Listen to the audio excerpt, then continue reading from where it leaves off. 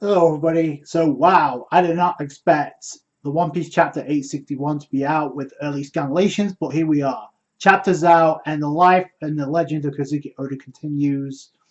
And in a predictable way that a lot of people thought. So in a lot of predictions came true with this chapter, with Oden taking the heat for the incident of the God of the Mountain incident. Oden being banished, that was confirmed in this chapter, so that was cool to see. So we go with the cover page. We're still in Dressrosa. I guess the search for Lola and Chiffon as well as Capone continues, and we see Gotti and Vito, who I'm assuming they're looking for Capone because they're actually asking for Capone. We see two people on the ground in Dressrosa, and there's other people running away. We saw Capone by himself, so he's obviously separated from Chiffon.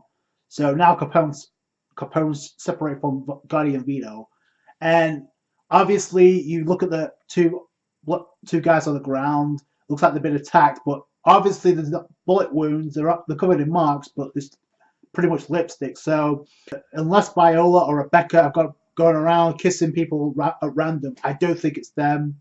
I'm pretty sure it's either the work of Chiffon or Lola, just because of the lipstick. It's the same lipstick, and Chiffon's married, so I don't think she's that type of person to cheat, or we don't know.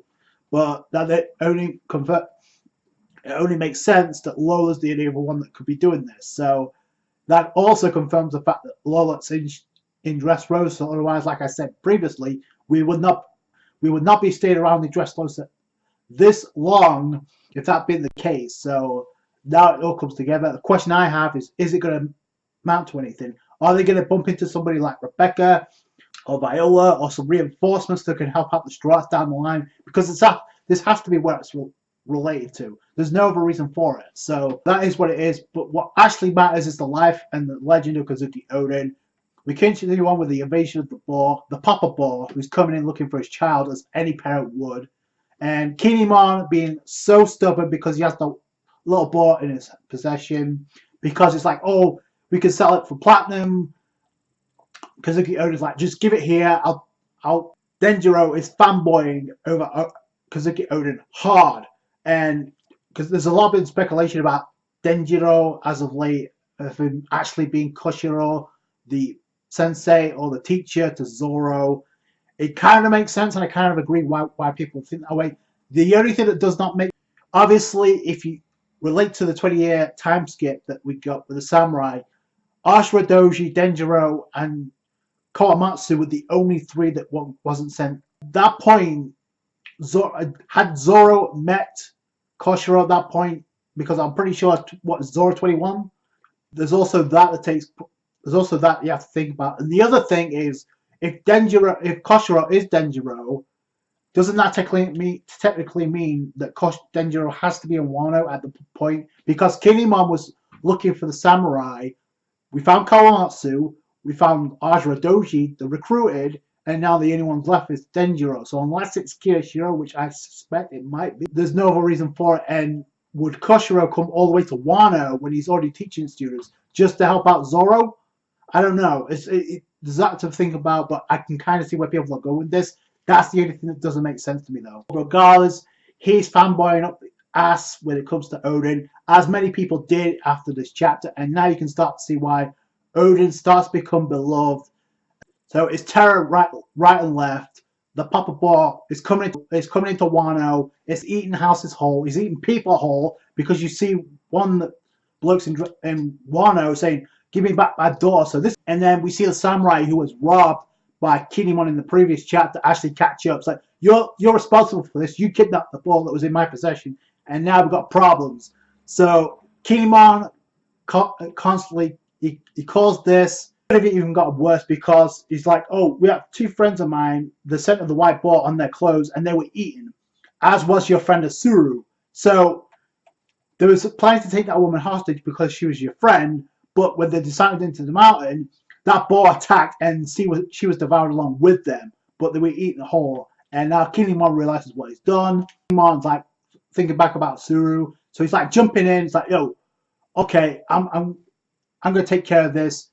Oden with the stoic look on his face, like he's not bothered by this at all. It gets heartwarming for, I guess, for Asura and Kinemon, because we get panels of flashbacks to where Kinemon thinking back to Asuru, and I guess Asuru was chucking rocks at Kinemon for his actions, and you see that pouted face on her, so that's kind of adorable. And it could have ended really badly if that would have been the end. Holy crap! Then he actually attacks the snout of the boar by actually stabbing a sword. It's like stabbing a pit inside of a leg. It's really annoying. That's what happens here. He gets thrown into buildings. He gets thrown down, and Kinemon gets decimated. So the strength of this boar is no joke. And then this is where Kinemon's actually thinking, if I'm the reason that Asuru dies, and I might as well be dead too. We actually get flashbacks where Asuru's warning Kinemon about his actions. Like, if you continue with this, Yakuza, you're going to be hunted down by the Yakuza because you're attacking him essentially. Kinemon's like, I don't really care. He's completely emo. It's like, I don't really care. People won't miss me if I'm gone anyway. So I questioned in the previous chapter how the hell Kinemon ended up with Asuru just because of the way that Kinemon was back then. But I guess when you consider the connection, it makes all sense in the world now, especially after this chapter. He's acting like an immature jackass, stealing wallets, causing problems for everybody, and now he's like starting to learn the error of his ways. This is where, okay, the hype of Oden gets into high gear, because Oden jumps in, he has the ball in possession. Yo, I'm looking to make ball soup here. This is what you're looking for. I got it right here.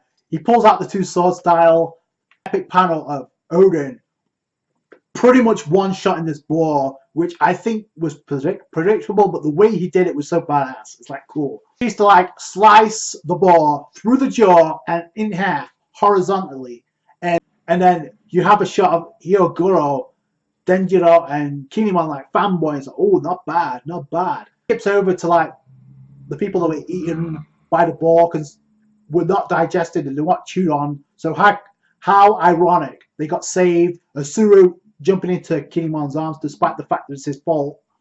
By the way, the part of the chapter where most of the citizens of Wano get devoured whole and most of the builders get devoured by this boar, it kind of reminds me of the snake Nola back in Skypiea or Jaya that devoured Luffy and Nami past the Jaya as well. So that's kind of a reference there. I don't know if everybody else had those vibes, but I did. So that's where the connection kicked in. Oden's the true hero of the day, and Asuru's like just crying. They saw Kazuki Oden, residents of Wano, saw Oden with the child ball in his possession, so they immediately blamed him. And this is where the resentment comes in. He saves the day. Kinemon was about to spill the beans, like, it's my fault, it's not Oden to blame, I'm the one that took the stupid ball. But then Oden knocks him out and takes the heat for everything, like we thought he would, because we know he got exiled at this point, and now we know the reason why. He got exiled. We know by the age of 20 he becomes a daimyo. What he does in those 2 years are going to be very, very interesting, especially since we know this takes place a year before the God Valley incident. The advisor for the Shogun arrives. He's like, yeah, it pains me to say this, but you're exiled. Oden with a light smile on his face, like he doesn't give a shit. Like you know what? I'm going to go up to the river back and chill out there tonight. So he's been looking to escape Wano 38 times, and now he's exiled. Capital City couldn't handle me. I accept my own disownment, and this is where the people of Wano actually become conflicted, because you can see like, some of them are pissed off because it's his, like he's trying to get himself in trouble, but at the same time the women are already fawning over him, so he's got that under his bag. Secondly, like the samurai, like he's kind of a dick, but you know what, it was kind of cool what he did. So Kinemon was tearing up because he was the one at fault here, and Oda's the one that took the blame for it. So the narrator made an effort to highlight the God Mountain incident happened when Oda was only 18 years old. Like I said, he becomes a daimyo at 20, to the life of Kazuki Oden, and like I said, Kinemon tearing up, and Asuru's like, oh, you crying, King, and Asuru's like, no, I could die for that. I could die for that man. And this is where they follow Kazuki Oden to the end. Denjiro is already following him there. Whether or not that's Koshiro, that's up for debate. It's possible, but we still don't know. And then this is, again, the narrator making a highlight. During this time, perhaps the attitude of the capital shifted a little, or perhaps it did not. So So you can see the panel, some of the residents there. I'm so jealous of those two. I want to hang with him as well, but because of Oden, how cool he seems to be, but at the same time, they want to keep the distance. So then we go over to Hakamai, Wano Country, and then we see the daimyo of Hakamai, Yasui, in the past, greeted by Oden, and we see him walking over a doormat, apparently, because we come to find out that errand boy is none other than Orochi. So Orochi gets introduced into this flashback, and now the wheels start to turn, because we know how things are going to end up. Yasui picked Orochi off the streets, apparently, and he's an errand boy, and we know that's going to backfire horribly against Yasui because of what happened. So yeah, and that was the end of the chapter, but a pretty decent one, a very short chapter too. So, and I think the last chapter was also short, but it continues, and I can't wait to see what happens next, considering when you know Orochi, the sniveling weasel, he's going to turn out to be. I guess Yasui saved Orochi, so it's kind of poetic. It's kind of poetic, although it's what gratitude on the part of Orochi, the way that Yasui's life ended, in the way that Yasui possibly saved Orochi. So that kind of ties itself up, and there's no chapter next week, so obviously we're going to have to wait 2 weeks to find out what happens next with the life of Oden. I'm wondering if Ryuma's going to get addressed at some point. We know Oden is going to meet Lady Toki, the woman that's going to change Oden's life, one that can travel in time, so that's going to be interesting to see where that leads. Like I mentioned, at this point, a year later, the God Valley incident takes place, and we know the Rocks got defeated.